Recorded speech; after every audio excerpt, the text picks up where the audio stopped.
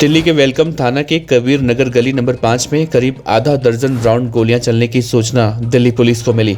ताबड़तोड़ फायरिंग की इस घटना में गोली लगने से नदीम नाम के एक व्यक्ति की मौत हो गई, जबकि एक और व्यक्ति घायल हो गया है। सूत्रों के मुताबिक देर रात तकरीबन 3 लोग मोटरसाइकिल पर सवार होकर आए। हमलावरों ने नदीम को गोली मारी। साथ ही में आरोपियों ने अपनी मोटरसाइकिल छोड़कर मृतक की स्कूटी और उसका मोबाइल फोन लेकर फरार हो गए। पुलिस ने आर्म्स एक्ट और हत्या के तहत यह मामला दर्ज कर लिया। सीसीटीवी फुटेज की मदद से आरोपियों की पुलिस तलाश कर रही है। दिल्ली पुलिस ने इस मामले में शनिवार को 3 आरोपियों को गिरफ्तार किया है। तीनों घटना को अंजाम देने के बाद से फरार चल रहे थे। फिलहाल पुलिस तीनों बदमाशों से पूछताछ कर रही है। आरोपियों ने अपना जुर्म कबूल कर लिया है। पुलिस ने आरोपियों के पास से बाइक भी बरामद की है, जिसका इस्तेमाल उन्होंने अपराध में अंजाम देने में किया था। इस मामले में दिल्ली पुलिस द्वारा गिरफ्तार तीनों नाबालिग मकोका गैंग से संबंध है। आरोपियों से पूछताछ चल रही है। 3 में से 2 कबीर नगर के हैं, जबकि एक गाजियाबाद के लोनी का रहने वाला है। शुरुआती पूछताछ में मालूम चला कि नदीम से 10,000 रुपयों का लेन देन था। रकम मांगने पर नदीम ने उनके साथ गाली गलौज किया था। गुस्से में आकर उन्होंने हत्या कर दी। राहुल के घर पर गोलियां गवाही तोड़ने के लिए चलाई। राहुल के भाई ने उनके साथियों पर हत्या के प्रयास का केस करवाया हुआ है। वो धमकाने के लिए गए थे।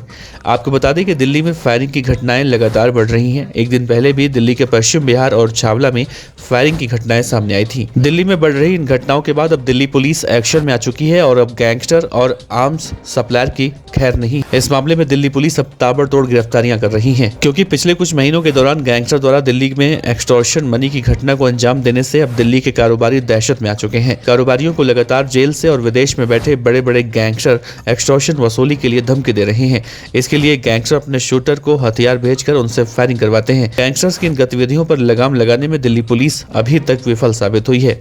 इन वारदातों पर तभी काबू पाया जा सकता है जब पुलिस बदमाशों के बीच हथियार सप्लाई करने वाले सिंडिकेट को तोड़ने का काम करेगी। इसी कड़ी में कार्रवाई करते हुए दिल्ली पुलिस की क्राइम ब्रांच ने बदमाशों को हथियार सप्लाई करने वाले सिंडिकेट के 2 बदमाशों को गिरफ्तार किया है।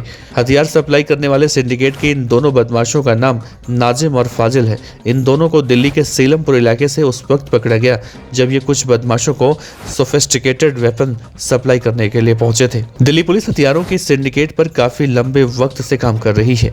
कुछ दिन पहले भी उन्होंने 2 बदमाशों समीर और साहिल को 2 पिस्टल के साथ गिरफ्तार किया था, जिन्होंने पूछताछ में आगे इस सिंडिकेट से जुड़े कुछ और लोगों के नाम बताए थे। इसके बाद से ही पुलिस अब तक आधा दर्जन से ज्यादा हथियार सप्लाई करने वाले बदमाशों को गिरफ्तार कर चुकी है, जिनके पास से भारी मात्रा में जिंदा कारतूस और कई मैगजीन्स भी बरामद हुई थी।